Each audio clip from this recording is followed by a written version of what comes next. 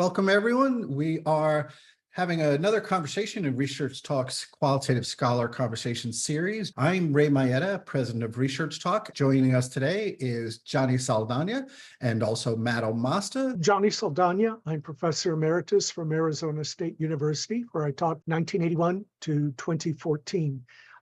My focus primarily has been in theater education, and I evolved as a qualitative researcher by studying child audiences' responses to live theater. Hi, Matt Omasta. I am a professor and chair of the Department of Theater at Miami University in Oxford, Ohio. My background is also in looking at how performance impacts audiences from a mixed methods point of view.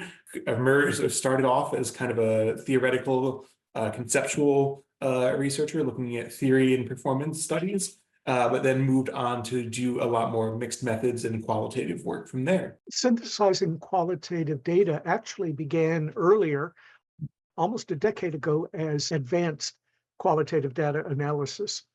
But as the course itself evolved, I realized that there was a difference between analyzing and synthesizing qualitative data. In other words, most books in qualitative research, the beginning ones, start off with fundamentals such as the history of qualitative research and the theoretical background and so forth. And analysis chapters tend to be toward the very end.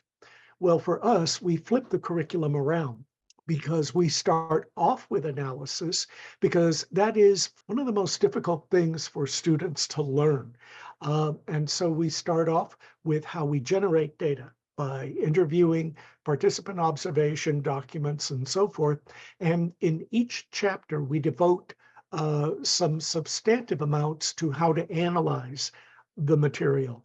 And so what we've really done a good job of, I think, in this course is both talking about how you can bring data together and analyze as you're going along. Synthesis is bringing things together, analysis is taking them apart. And we kind of do both of those things throughout the course. So bringing together interviews and focus groups with participant observation being in a theater, for example, watching people as they experience something, and the quantitative surveys.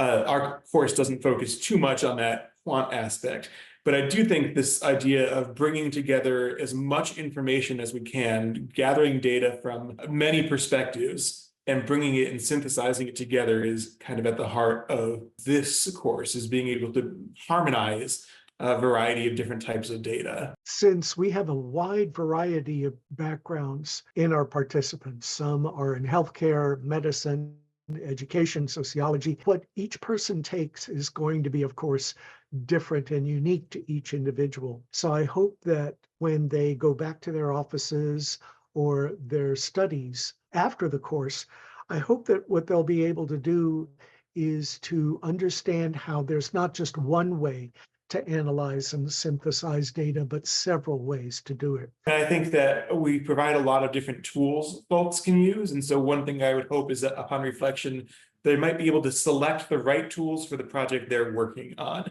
because not all of them are relevant to every single project. But we hope that we give people the background and an experience using these tools so that when they return to their own work, they can draw out the ones that are going to be most relevant to them.